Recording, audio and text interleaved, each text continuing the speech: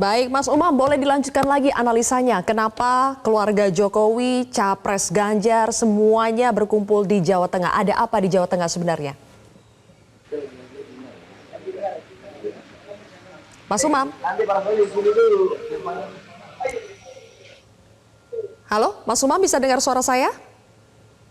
Ya, terkait Oke. dengan skema itu, memang diakui atau tidak, Jawa Tengah itu adalah sebuah eh, posisi wilayah teritorial yang sangat menentukan.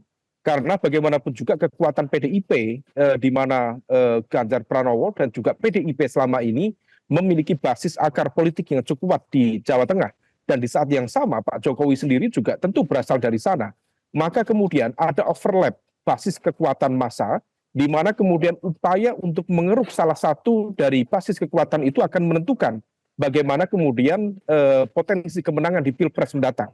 Nah, di dalam konteks ini perbedaannya, kalau kubu 02 besar kemungkinan agak sulit untuk menggerus basis pemilih loyal 01, Anies Muhaimin. Karena bagaimanapun juga memiliki karakter dan juga preferensi yang sangat berbeda. Karakternya berbeda, orientasinya berbeda, dan spiritnya sangat berbeda. Tetapi dalam konteks 02 dan 03 memiliki basis pemilih yang relatif overlap. Nah, situasi itulah yang tampaknya akan dilakukan secara intensif oleh kubu Oke. 02, tentu melalui mesin politik yang dilakukan secara tidak langsung oleh Presiden Jokowi misalnya, Baik. melalui kunjungan-kunjungan kerjanya, melalui proses sosialisasi baik di atas kertas maupun di bawah meja, untuk menghapus Oke. jejak-jejak politik, proses sosialisasi, door-to-door canvassing, dan hampir seluruh kerja-kerja infrastruktur pemenangan yang dilakukan oleh Ganjar Mahfud. Kenapa hal itu terjadi? Karena semakin efektif 02 mampu menggerus elektabilitas 03, maka kemudian potensi kemenangan satu putaran berpotensi dilakukan. Tetapi Oke. kalau misal Mas kemudian Umam. PDIP dan juga 03 mampu mempertahankan Oke. basis kekuatannya, menjaga soliditas pemilihnya secara kompetitif, maka besar kemungkinan Baik. satu putaran akan sulit terwujud dan akan Oke. menahan kekuatan 02 yang pada hari ini mengalami stagnasi elektabilitas untuk masuk Oke. di putaran kedua Pilpres yang akan datang. Oke, Mbak berarti Mas Zulkifli. Umam sama ya dengan Pak Nusirwan meyakini bahwa kedatangan keluarga Jokowi di Jawa Tengah seminggu setelah Ganjar datang ke Jawa Tengah itu bukan suatu kebetulan ya, Mas Umam, tapi by design, begitu? Bukan diyakini, tetapi patut diduga. Kalau sekali Patut dua diduga. kali, mungkin barangkali kebetulan. Tetapi kalau Oke. berkali-kali, bahkan analisa prediktif seorang capres yang selama ini merasa dibuntuti, dalam bahasa yang lebih vulgar, diintimidasi, mampu memprediksi dan prediksi itu terkonfirmasi, maka dugaan itu semakin kuat. Apakah itu benar atau tidak? Wallahu a'lam. Mbak Zulkifli. Oke, baik. Saya ingin memperlihatkan ya, karena tadi Pak Sumal juga menyinggung soal elektabilitas. Coba kita perlihatkan dulu elektabilitas dari paslon ini di khususnya wilayah Jawa Tengah.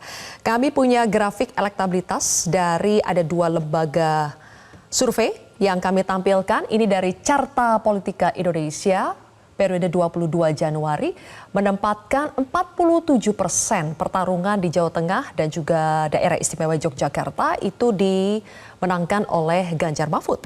Sementara dari lembaga survei lainnya kita lihat yakni dari Poll Tracking Indonesia, periode surveinya juga baru-baru ini Januari 2024. 54,5% untuk Prabowo Subianto, 47,1% untuk Gibran ya. Jadi kalau dilihat secara keseluruhan ini paslon 2 yang unggul. Nah, masih berbeda-beda ini angkanya tergantung lembaga survei. Kalau begitu Bang Noel, kalau memang ada sudah lembaga survei yang menunjukkan paslon 02 ini unggul, apakah masih perlu banyak yang turun ke Jawa Tengah, Bang Noel? Nah, kalau lembaga survei itu kan hanya potret sementara, dan kita kan harus meyakini rakyat, mendekati hati rakyat agar pilihannya tidak salah untuk 02 nanti. Karena biar gimana pun tidak mungkin kita harus terlalu larut dengan hasil lembaga survei. karena kita mau bicara dengan semangat satu putaran adalah basisnya ada kinerja, penyampaian program-program, dan kemudian merebut hati rakyat. Ya itu yang sedang kita lakukan di beberapa wilayah Jawa, khususnya Jawa Tengah dan Jawa Timur. Karena misalnya kayak Jawa Barat, itu basis yang hari ini tetap kami jaga dan kami rawat.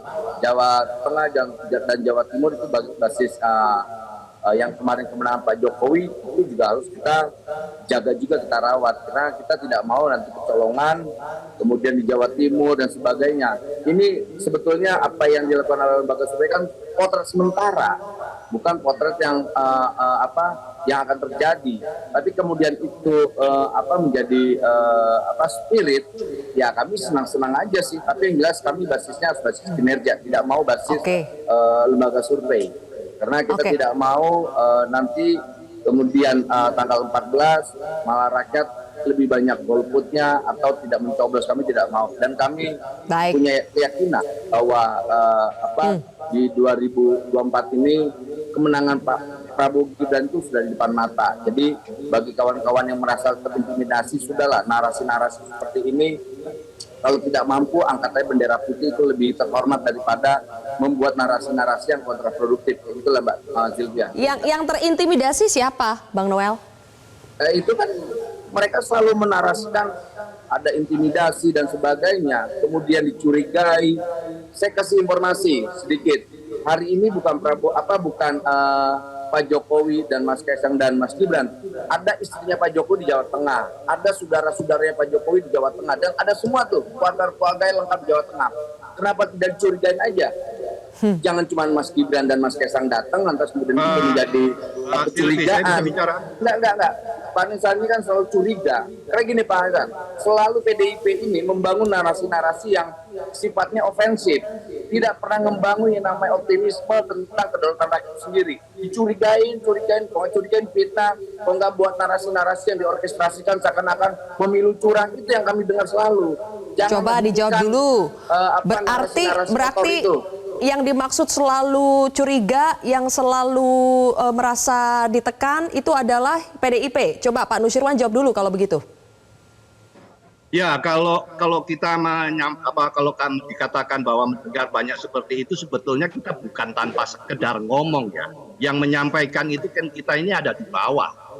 Para kepala desa, para pimpinan daerah kan melaporkan. Jadi bukan kalimat mengarang ya. Jadi hal-hal yang sikap yang dilakukan di bawah itu memang terjadinya demikian. Yang perlu saya ingin tekankan, saya setuju dengan apa yang dikatakan oleh Bung Noel, rakyat jangan salah pilih. Nah, maka saya setuju dengan kalimat itu. Jangan salah pilih tentunya kalau meneruskan Pak Jokowi yang paling tepat dan sesuai dengan kriteria itu adalah Pak Ganjar, Pak Mahfud. Jadi karena besok itu yang memimpin kan sudah di kertas suara, berkali-kali saya katakan yang memimpin pilihan di kertas suara itu sudah tidak ada Pak Jokowinya, yang adalah 3 pasangan calon yang tampil, dan itu yang sesuai dengan kerja, yang sesuai dengan program yang dilakukan oleh Pak Jokowi yang memang itu mirip dan sama ya Pak Ganjar dan Pak Mahfud. Kalau itu penekanan bagi tidak salah milih. Ya ini yang ingin saya katakan, karena tentu yang meneruskan itu tentunya harus dengan menggunakan rekam jejak, data, program, kita kembali lagi ke soal kecurigaan, ada kecurangan, ada intimidasi, ada upaya-upaya pemenangan, ada upaya cawe-cawe yang juga dilakukan oleh pihak istana atau Presiden Jokowi. Pak Nusirwan, apakah salah satu basis dari kecurigaan itu adalah aktivitas-aktivitas bagi-bagi bansos? Coba kita simak dulu ya pernyataan dari Presiden Jokowi berikut ini yang terkait dengan bantuan sosial. Pemerintah di tengah keterbatasannya terus berupaya hadir untuk masyarakat.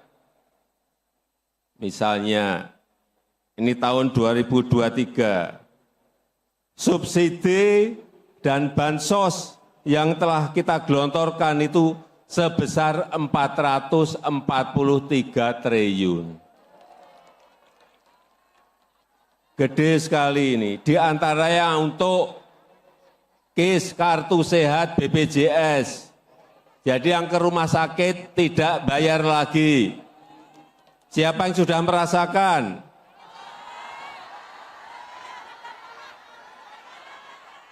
Kemudian kartu pintar dan KIP kuliah. Siapa yang putra-putrinya merasakan? Benar ibu-ibu. Ya nanti maju. Kemudian PKH, kartu sembako. Acaranya memang di NU ya Sabtu lalu, tapi Pak Nusirwan hari ini juga Presiden Jokowi pada saat berkunjung juga datang di Jawa Tengah itu juga sekaligus memberikan bantuan sosial juga hingga sertifikat tanah. Menurut Anda apakah ini tidak lepas dari motif politik? Saya tadi sudah sejak awal saya katakan, benar apa yang dikatakan Pak Jokowi bahwa sebetulnya bansos itu dilakukan sudah sejak lama. Kalau zaman dahulu kalau bansos itu ya dilakukan seperti biasa, normal saja, yang membagi juga sektornya sendiri. Tapi untuk kali ini, sekali lagi saya katakan, untuk kali ini tampaknya perlu dilakukan langsung oleh Pak Jokowi. Dan itu timing atau waktunya tampaknya memang disesuaikan. Jadi kalau dikatakan bahwa ya terserahlah orang menilai, ya maka sebetulnya tadi saya katakan janganlah terlalu menganggap orang lain tidak ngerti gitu. Maksud saya itu saja, bahwa apa yang dilakukan tentu semua orang akan memahami, dipahami kenapa pada saat ini pembagian bansos. Mas Noel, saya ini mengikuti di pemerintahan ini bukan 1-2 tahun, sudah sejak 2014 Pak Jokowi turun itu saya mengikuti, saya ngerti. Jadi sebetulnya hal yang dilakukan ini ya tidak ada yang aneh. Semua bansos pada waktu itu seperti yang dijelaskan beliau memang sudah dilakukan dan kami setuju saja.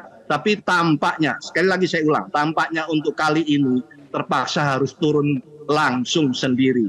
Dan pada waktu yang lalu tidak dilakukan untuk tahun-tahun yang sebelumnya. Sehingga tentu kalau itu dikatakan bahwa ini ada maksud di balik itu, tidak salah juga, tidak terlalu berlebihan kalau kami mengatakan ya tentu itu ada maksud dan tujuannya.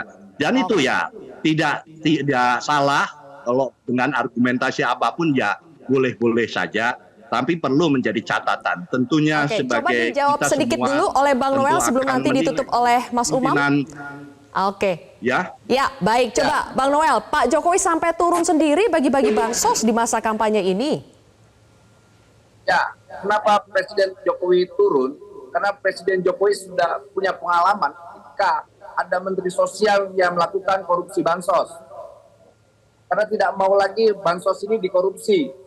Dan itu saya rasa bentuk penegasan Presiden untuk masyarakat bahwa jangan sampai bansos yang saya berikan ini dikorupsi. Dan kita tahu siapa yang melakukan korupsi bansos itu petugas partai.